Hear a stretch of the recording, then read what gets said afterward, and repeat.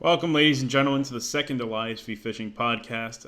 If you had critiques of the first podcast, this is the second one, and it was recorded before I can make any changes. So, critiques will be noted on the next podcast.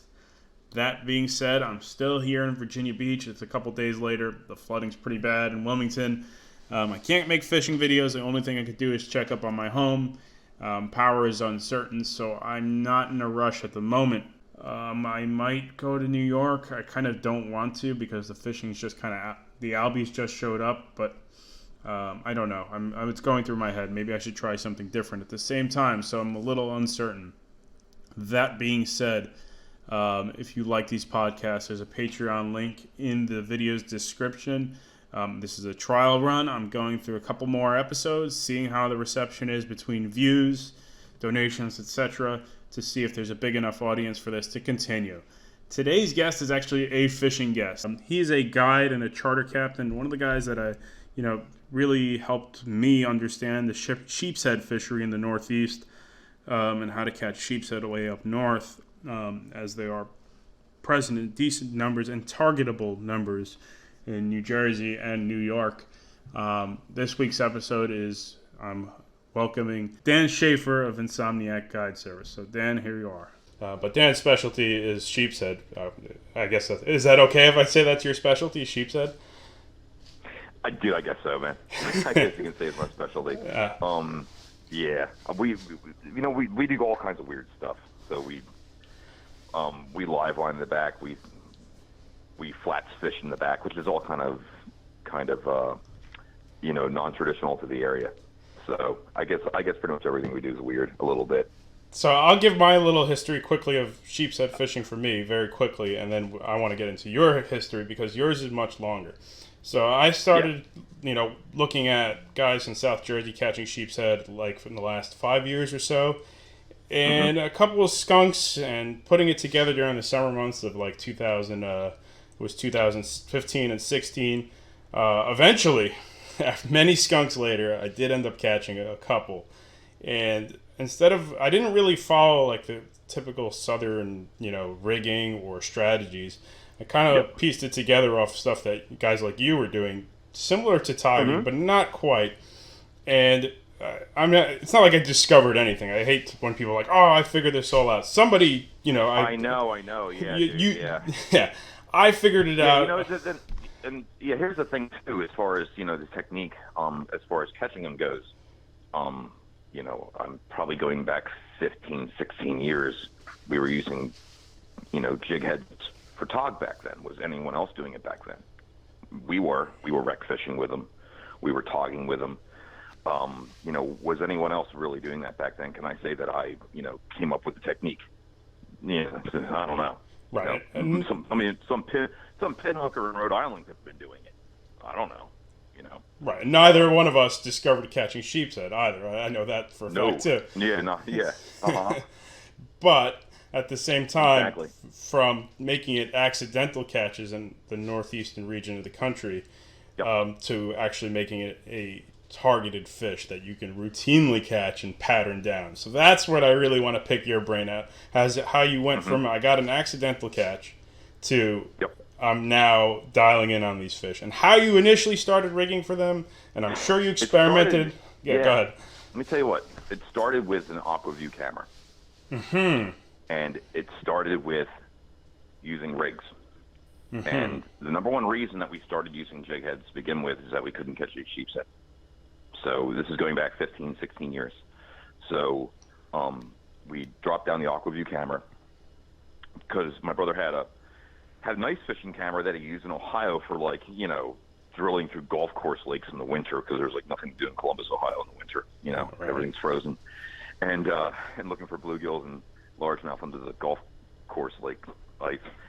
So we were dropping the camera down, man. There's triggerfish down there and tog and all that stuff. And I record some stuff for YouTube way back. And but man, dude, down there, man, we'd see these schools of sheepshead, and I'm like, oh shit, look at these sheepshead. This is pretty amazing. So we would be dropping down 5-ounce sinkers, dropper rig, 1020 hook with a fiddler crab on them, and man, lo and behold, it's like robbed, we're getting absolutely killed. And we kind of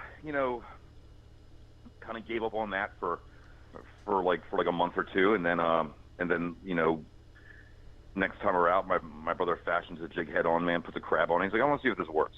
And he tosses it up, man. Dude, we're like bailing like one tog after another, after another, after another. And then, we start fishing some pilings and some sod banks and stuff like that. And, man, lo and behold, we start catching, sheep's head on those. So then, over time, we found specifically where they hang out at, where they like to hang out. And one of the bigger things, man, that we discovered is where most of the game fish, especially on an artificial structure, are at in the column. Most of the game fish are high up in the column, around the mussel beards, the barnacles, all that stuff, man. So a lot of times, dude, our bites were happening like 5, 6, 7 feet down. They weren't like real high bites. And I had some friends too that were fishing. They both had flat skips as well, and these guys were catching 20, 25, 30 fish a tide to my like 3 or 4 fish a tide, and a full tide too. So so those guys were pretty much my clients in the past, and they kind of just ran with it, and that's all they did was like sheepshead fish, and these guys were just absolutely killing it. And so I learned a bunch off of them too, So what year was that? Would you say? About that was probably that acceleration happened probably about 6 years ago. Mm-hmm. I mean, I've been guiding for them for 10 years. Right. I did a World Fishing Network show with Tim Glom. I did. He's a producer. I did that back in I think like 2010 or 2011. So I was guiding for them when I first started, and we were getting like real nice fish, just not the numbers, just not like ridiculous numbers of fish, because we're primarily fishing the bottom, and that bottom bite's very tough because you know how it is.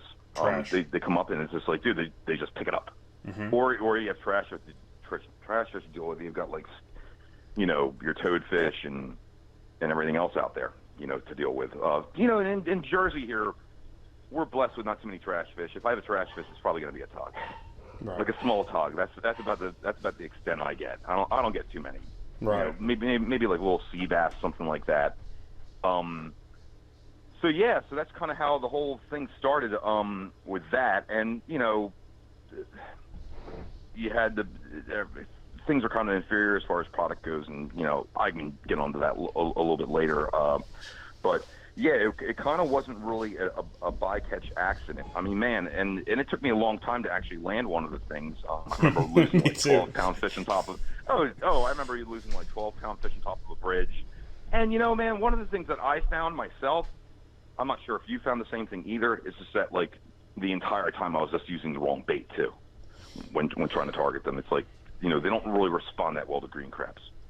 The Asian shore crabs, the fiddler crabs, they responded a lot better for me using baits like that versus the greens, and I don't know why. Mm-hmm. That's interesting. I've had luck on all of them, but I'm in a totally different ecosystem. Have you had a lot of luck on green crabs? Yeah, I did actually. When I was in New York, I had a lot of luck on green crabs, and I had luck on blue crabs. Maybe I don't fish them enough. I don't know. Yeah, I never had much luck on fiddlers, honestly. That was my weakest crab up in New York. But I also had a lot of water quality issues, so I needed real stinky and gunky baits to really get. Oh yeah.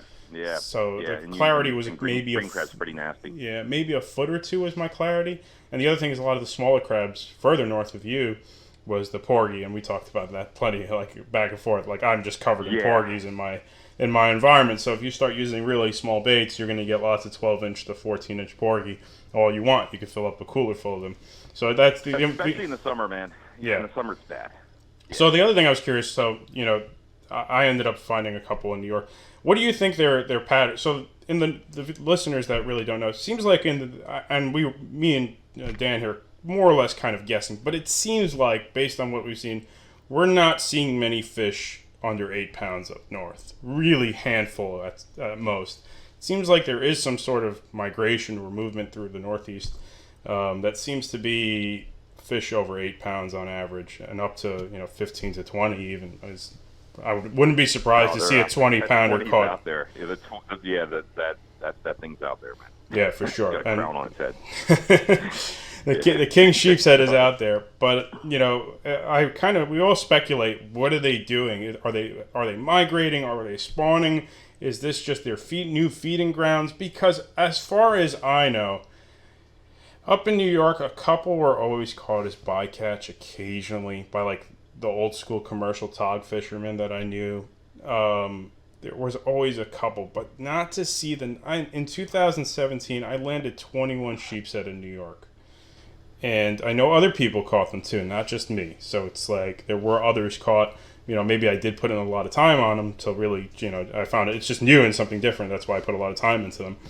But I still haven't pieced together if they're coming up here to spawn. Are they moving further east of me in Long Island? And what do you notice? How did you notice like there's huge changes of these fish's movements through Jersey also? It's really hard to say. Back from when I started doing it, to now, because we've just got better at doing it, at catching them. But what I noticed last year was an eye opener, because I used to start fishing for them like I would get like a couple of like beginning of June, little guys here and there, 65-degree water, you'd say. Well, that was probably even warmer back then. During early June, but I'm saying that's like during the tog spawn, and it would just be a bycatch. Now, last year, I think my water was 57 degrees.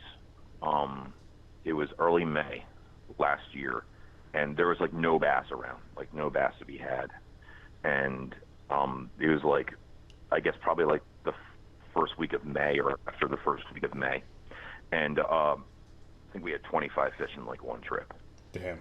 It was absolutely ridiculous, and kind of coincided with the black drum.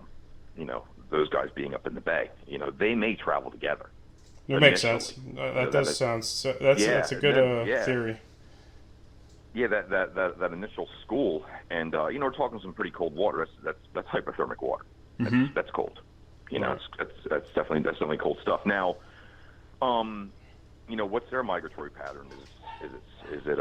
Is it northwest to southeast? Is it, they're probably offshore somewhere in the winter. I can't imagine them being, do you think they would go down to your way and stay inshore? Do you think they would be offshore?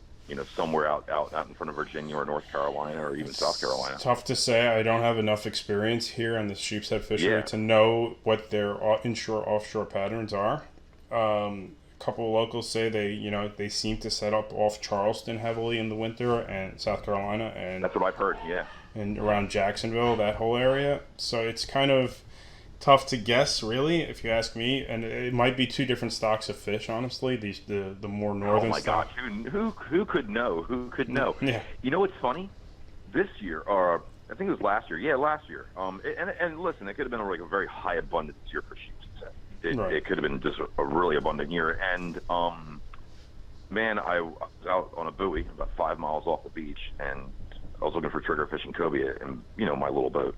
This is a very calm day. And, man, I roll up to the can, and lo and behold, I look under the buoy. There's like a 10-pound plus sheepshead sitting under the buoy like 5 miles off the beach. And listen, these things have never been heard of anywhere outside of an inlet or down around here.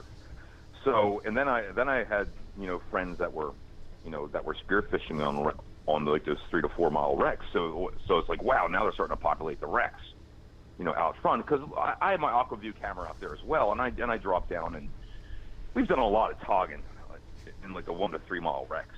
Right. Eventually, you think you get a suicidal one that would bite. Especially, it can be a little bit easier sometimes. They can really follow down and just pound it, on a wreck. So there's that factor. I was going to mention something else. I forget, just skipped my mind. But I also started seeing smaller fish as well, like 1 pound fish in the mix, like little frisbees, like ones I've never seen before either. So are they just really now starting to really establish the region? And catching isn't them being here, because I had a very, very slow May for them here. We had a lot of easterly winds here in the spring this year, and what it did was it just kept it back really cold. It just wouldn't let that southwest flow warm up the water in the back, warmer than the ocean. So I just, started bass fishing, and the guys up in Barnegat Inlet were spearing them before I was catching them down here. So, did they head up the coast somewhere, or did they completely bypass under me? Were they there and I wasn't catching them? Barnegat Light's a good distance from where I'm at. That's a good that's 70 miles. Right. I remember I found out about them initially was divers were seeing them on Rockaway Reef. And no kidding. Yes, on the ocean. Before I even tried for them on the bay, I heard through the grapevine that they were seeing them on the reef along with a couple of really big black drum. And so that was I think that was summer of 2015, probably 15. That was the first time I really heard of them in any numbers or anything. And you know what? Until you see or hear about, it's one of those things that it's like really daunting to be like, okay, they're here somewhere. That's kind of like, it's a daunting idea. Yeah, it's like, where do I go? Where do I start? So that was like the biggest daunting task is like, how do I properly target them? I never even had experience with sheepshead in Florida, or like now I have, a little bit more coastal stuff. But like at that time, I had no idea really. To me, a sheepshead was just kind of like a big porgy at that, and that was kind of the thought process I had. And I was like, but they're not. They're really not. They don't do the same things the porgies do. So that they're closer. They're like I would say they're closer to like a hybrid of a striper and a tog in terms of their behavior. So they kind of stack up higher up in the water column, and you have to grab their attention with the bait to get them to eat. I mean, I never got too many off the bottom. Most of mine were on the bottom, but I usually got their attention within seconds of dropping down or casting through piles. Yeah, and it's pretty shocking how shallow they can be sometimes because they're just past. Well, I mean, shoot, I'll be cruising around and on my boat, looking for a place to drop in at, on a piling or whatever. Man, dude, I see one like a foot under the surface on its side, like a huge one. Eating off the piling, and I'm like, my God, man. And what's amazing about them is that they act a little bit different than the togs, man. Togs usually will seek some kind of a leak. Mm-hmm. These guys, they're constantly cruising through the current. Right. I think a lot of times where you get in, when you drop down on them, especially when you're fishing the bay tunnel, an area like that, I think you're just catching them as they're coming around. Right. I think they're just you're just grabbing their attention as you drop your crab down. It's like you really just dropped it right on their heads a lot of the times. What I think too. Precisely. Yeah. Yeah. And it's I think the majority of the time they're just cruising to the next piling. And it's funny too, man. I'll notice a lot too, especially during when the phthalates start to leave the female blue claws. Man, is that a lot of these crabs when they're drifting through the water column, going wherever. They see a piling, man, they just latch right onto it. And you'll see Asian shore crabs on them too. And, and all kinds of stuff. And I think a lot of times these guys, they might be getting a taste for lady crabs or whatever, and they're just cruising around and, looking for crabs that are hanging off of pilings. Majority of the time they're loaded with mussels, but it just seems like, that the bait that we're using, they eat it pretty readily, especially those blue claws that you're using down south, man. They like it here. I mean, I'm not going to get too much into the North Carolina sheepshead, because it's very different than I remember it up north. There's just a lot more abundance of numbers here, for sure. It seems like I never caught in New York a sheepshead over 25 feet. I know there was some caught in like 40, but here in Carolina I've got them in 55, 60 feet. Yeah. Yeah. So that's about as deep as I've seen them here, and those actually were the biggest ones that I've gotten were in 55 to 60, and those are like the 10s, that 10-pound range. But the other thing how many foot of water were you fishing the tunnel bridge in? I was kind of curious how many foot of water that was. 18 to 20. It seemed like 18 to 20. Not very deep. No, and I know guys get them in like the deeper stuff too, 35 to 40. That bridge tunnel is loaded with sheepshead. It's just kind of difficult to fish, if you ask me, to get right. Is there a lot of current there? It's a lot of current. There's a lot of like random fish all over the water column there. So it's the sheepshead, like you said, they move all over these pilings in that bridge tunnel. They're not. There isn't. I watched your video, man. I watched your video and I was like, man, I bet he worked pretty hard that day. Yes, I do. And a lot of the guys, the kayak guys here who do well on sheepshead, they have their pattern down and they'll tell you the same thing. There is no magic piling. It's covering water and busting your and knowing the bite. Same thing here, man. It's a lot of territory to cover, and a lot of times we run 15 miles a day, man. I mean, just and we'll spend like about maybe 15 minutes dropping down a specific area, and then we bust out. Right. I think pretty quick, but I could tell that you had two beautiful sheepshead that one day, right? And I was like, man, I bet to find those two trophies, you had to put your work in. Yeah, there's on those pilings, so much real estate there. Yeah, I probably dropped on at least 50 to 60 pilings. Maybe I missed one or two decent hits in the mix. And like you said, it's like a minute or two. Same thing in New York. I mean, I experimented with lots of areas. Some areas, like, I ended up like putting sheepshead together in like a few different areas. And the same thing, though, some days they just weren't there in the area that I had success in previously. And then I was like just scratching my head. Did they leave? Are they like shallow? Are they mid-water? Like, I just walked away scratching my head. I had no idea. Did you find that when they're there, they respond immediately? Usually, yes. Usually I did. Like, sometimes, if they were there, they would respond immediately, or at least I'd break them off or miss them, something that I'd be like, okay. Oh, sure, yeah. Like, those were my two, like, the best day I had in New York sheepshead fishing was probably going on the big trophy, on the big ones. It was probably going for like 4 for 6. I think that was one of the best days. I had another day, maybe 7. So you get into a machine gun hit, machine gun bite. Yeah, and then as soon as, then from there, like, mostly 2 fish days became the norm, or skunks. It was like, maybe I had 1 or 2 days that I just had 1 fish on and maybe broke them off, and that was it. So I'm sure you have those days too. So my other question is, I have a good question is, so since you are a captain that is for hire, how do you get people to catch these fish? It must be, I watched your video of Field, Robert, and I'm like, communicating how to set the hook into these fish and how to get these fish to make sure that your customer detects the right bite from a trophy sheepshead and all this stuff. Explain to me how you went to like actually, replicate. I know you have plenty of skunk trips too, as anyone does. It's because it's a specialty fishery. I mean, you're going after a trophy, man. Right. And you're going after something that's just hard to find, and it's just a lot of work of dropping in or something like that. So you do have those. As far as coaching people on how to catch them, someone that has like zero experience even togging. Right, like a guy who just all he knows is togging. Yeah, right, exactly. Mm-hmm. Yeah, we're not new to the bottom fishing game. We know exactly how a tog bites. We can hang a tog and then hook them. We know how to do stuff like that. And some people,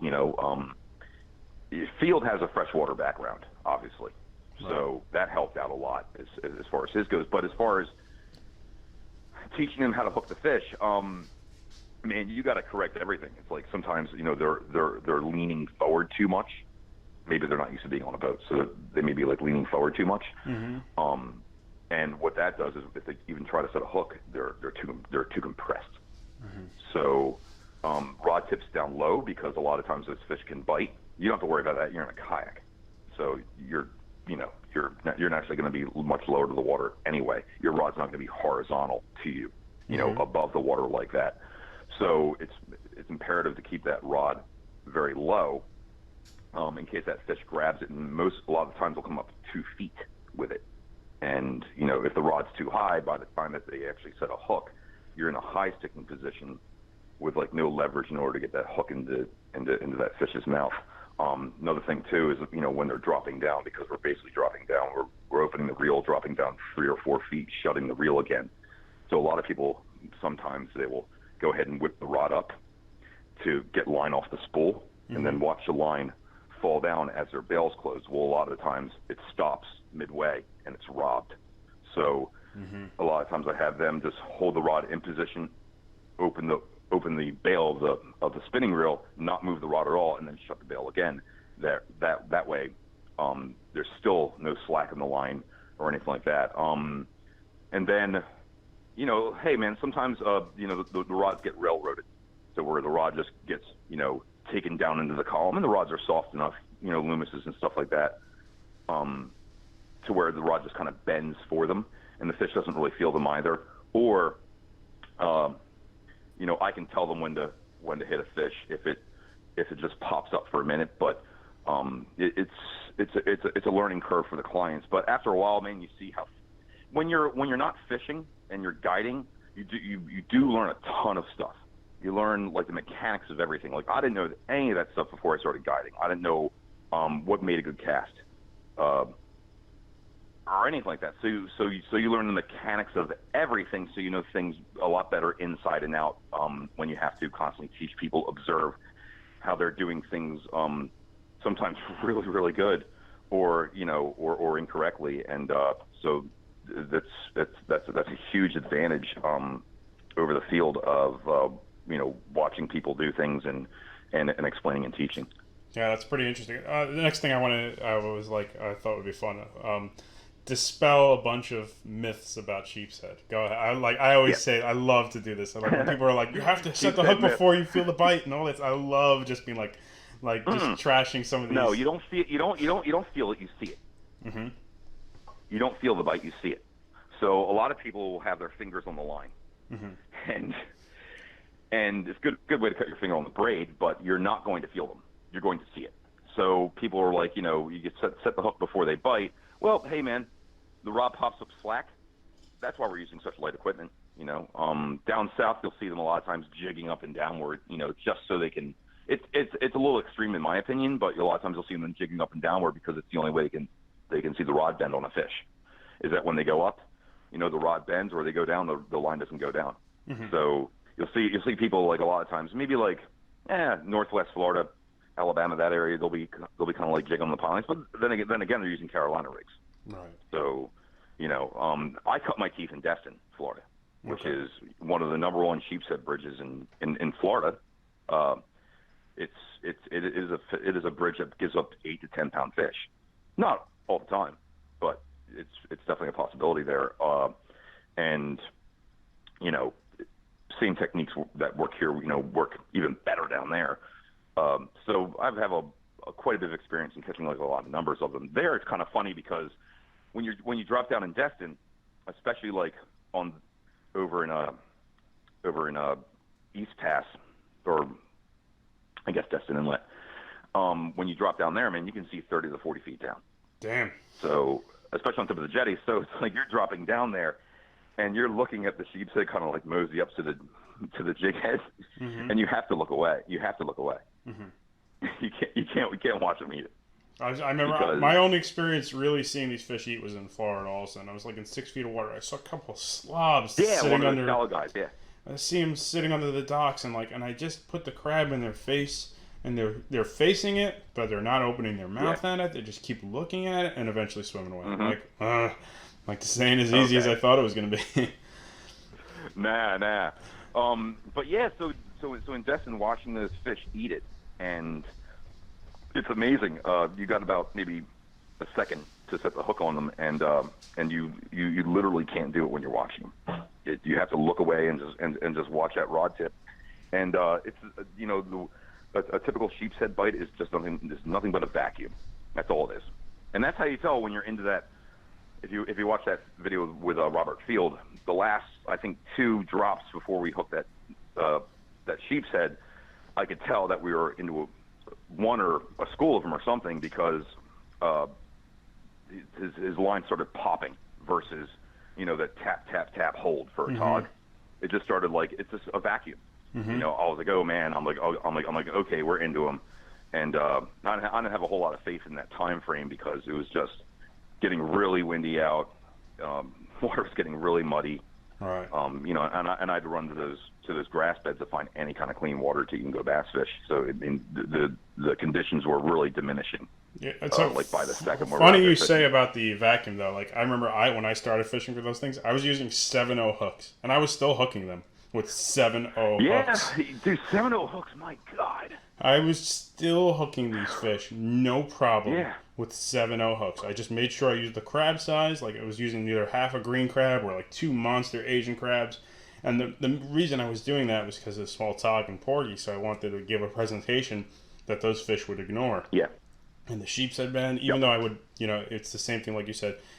Like he would vacuum it up, and as long as I had the rod in the right position and I noticed something was off, that it was not on a snag, or there was even no hit half the time. It was just like I can see that there's some sort of weird movement. That was a lot of bait. That was a ton of bait you're using. Yeah. And it was like it's like he's not even touching. Right. I see the line moving in a weird way that almost looks like it's. Yeah. Exactly. Oh. I just want to sit the hook on that, man. It's like. Yeah, there you go. It's kind of funny with Tog. They have the picking teeth in the front. Mm-hmm. Those little things, but their crushers are in their throats. You can lift a Tog, no problem. And because the crushers are down in their throats. Mm-hmm. Sheepshead, man, the crushers are right up front. Mm-hmm. So, there's Tog will always kind of have to flip it backwards a little bit, to eat it. So they just give you more time, and a lot of time. Yeah. What's your opinion on that? I would say, honestly, I'd say like the closest thing I would say to a sheepshead hit is when the big black drum don't run with your bait. They're hitting it and like investigating it. I would say a black drum hit of size, and it's like you're fishing straight up and down as opposed to in current where they're picking up and running with your bait, is identical. Like mm-hmm. I have some experience with black drum, but like I can't tell the difference. I can't tell the difference between a black drum hit and a sheepshead hit when I'm vertical. Yeah, because you're on the Chesapeake Bay Tunnel and you were hooking those huge drum. Right, and they would inhale it same way like you're saying these sheepshead. Like there was no like hit. It was just like maybe my rod would like sink gently, and then it was like, oh, there's the fish is on it. Even other times I've hooked some. Even here in Carolina when I'm on decent black drum that aren't like 15 inches, but like they're in the 20 to 26 inch class already. It's same thing. Yeah. It's not really too. At times it can get real subtle, especially when they vacuum it up. That it's like, oh, I just lifted the rod and he was there, and I met. Yeah, it's like I don't know if they're like feeling it with their whiskers or what they're doing. Right, and that's a lot of the time I just end up. I mean, a lot of times my hook set is that I'm literally just gently applying pressure with the rod tip, and if I feel any weight, and I wail on him. Yes, yeah, and that's the thing too. A lot of times, when we have like those really tough, you could beat on the bottom or in the mid column. What we'll do is we'll apply some pressure to that rod, and move it up and down maybe an inch, mm-hmm. and then see if it bends. If it bends, and bam, you whale them, and you could hook something in the belly. Right. A lot of times if you're doing that, you'll hook a Tog in the belly, or we've hooked rays in the wings. Right.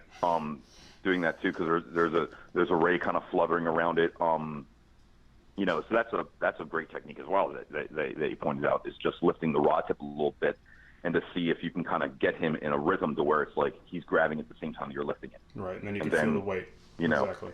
Yeah, because those black drum are funny, man. Yeah, they're an odd feeder. All right, we were on half an hour. Tell me about. So you started making jigs. Tell me a little bit about the jigs you've been making. I've been using them. I love them. I think they're badass. Man, and this is the thing too. We wanted to years ago. Gosh, I don't know how long ago it is now.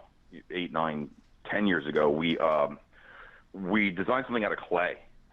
Just a little bit of clay from I think Michael's, and we designed like a diamond-shaped jig out of clay, because it was kind of pointless having a hook keeper on a jig that wasn't keeping a bait on there or anything like that, and we wanted something that was completely, utterly balanced. So we made something out of clay, hopped on YouTube, found out how to pour high-temp RTV silicone around this mold, around the clay mold, and then we poured lead into that. So we're basically making them for ourselves for a really, really long time, and we probably get maybe like 10 jigs out of a mold, maybe make like 3 molds up, something like that, and just use them for our own personal use. And when I found the correct hook I could use, something that was strong enough and had like a point that wouldn't roll over, stuff like that, then I was like, okay, I think it's time to bring this thing to market. And definitely way behind the market on the whole Tog jig thing. I mean, definitely way behind, but I want to do things my way, which were a little bit different. It's the hook sizes. Right, exactly, yep. We're using a 1.0 and a 2.0, and you've got a 50-inch redfish on the hook. How big? I mean, the biggest, the biggest fish I've taken on is 50-inch redfish even. But, I mean, sheepshead, I've never had a perfect size for sheepshead. I'm comfortable using them for big reds and black drum as long as I ain't overdoing it on the drag, honestly.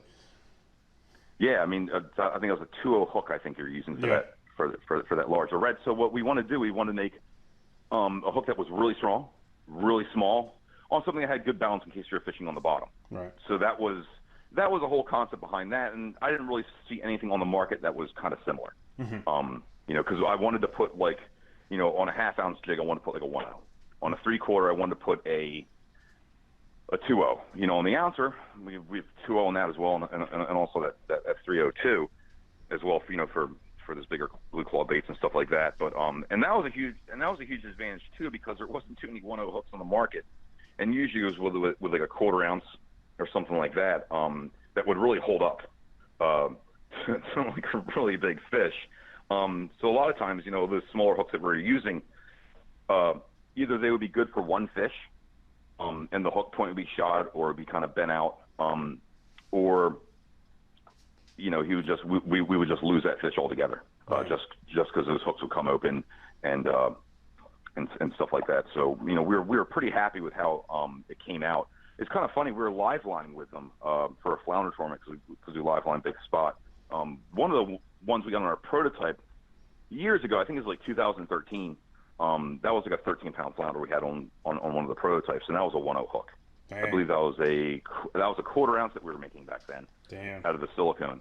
And that was like a 13-pound, 10-ounce flounder, and it was like right in the bone, man. Damn. And we live lined for the tournament this year, and it was kind of funny because these are all like machine-made molds now. These are just really, really nice. And we lose like one jig head like the entire time to like the sod banks or anything, just because it goes over them so quick.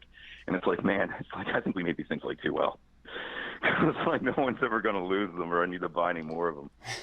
No, don't worry. Well, they'll lose it. Structure is Bluefish's little brother.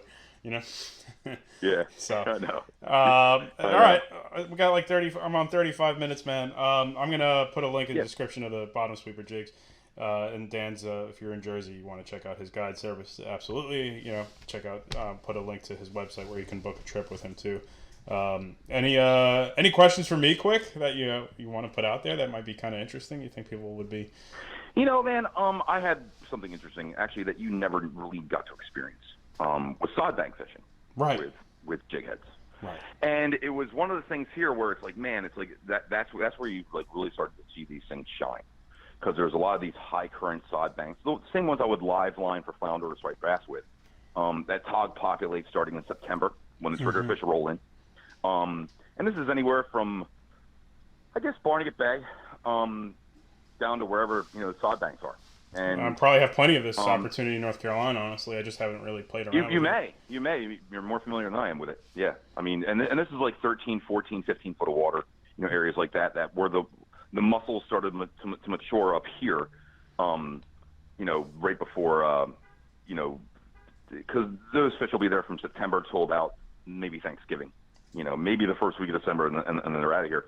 But what we were doing with that is the same way you fish a bridge at night, is that we were casting maybe 3/8 of an ounce up current, letting it sink, and then working the baits back to us over the little pieces of sod bank. And they were some of the most phenomenal tog trips we've ever had.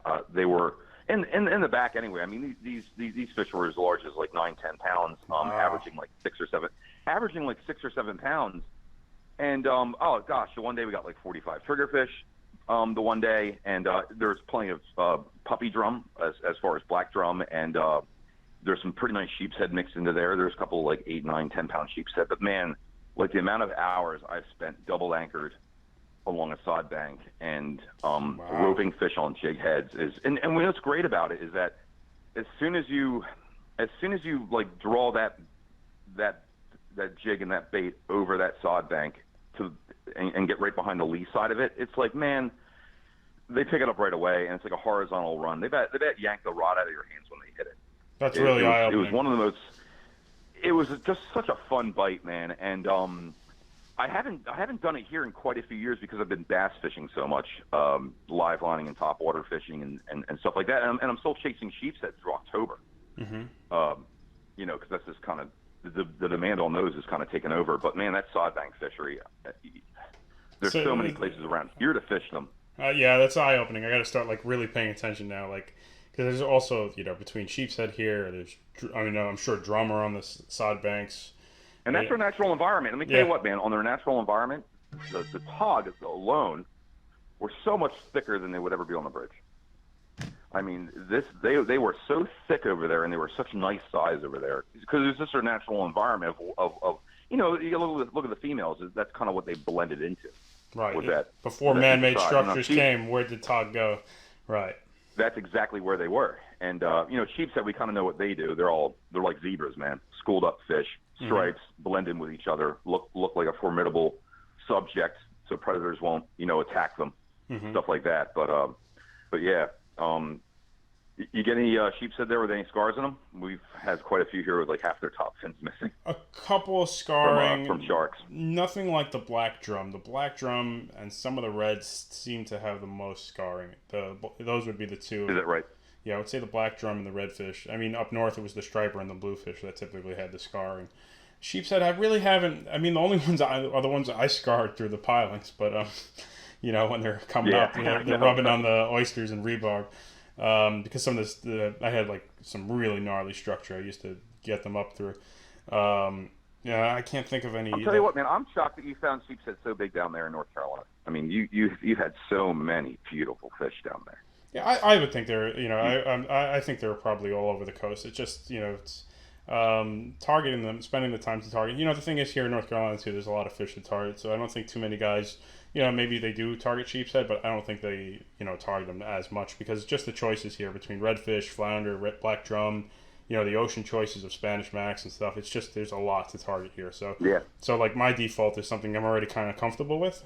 That I just said, okay, I know how to do this. So that was like one of the first things I ended up doing, and still like to do because I'm comfortable with it already, as opposed to really figuring out. And you know, I'm gonna have to break out of my comfort zone and start, you know, fishing the flats for redfish and all that other stuff which I'm no good at. Learning how to fish a popping cork properly because my retrieve is still way too fast. It's still too much striper speed or bluefish speed as opposed to redfish, which we crawl along a lot more, and it's hard to knock those habits out of me at this time still, but it'll come in due time. So all right, Dan, thanks for joining us today. I hope people enjoyed that. Yeah, man, thanks for having me. Well, all this stuff you need to know about Dan's business and jigs and his charter service is in the description below. So I'll catch you guys next Sunday with another one of these. So if you do like these, please, there's a Patreon link in the video's description. You can donate to it, or you can just, you know, I'm judging the success of this podcast based on viewership. So thanks again, guys.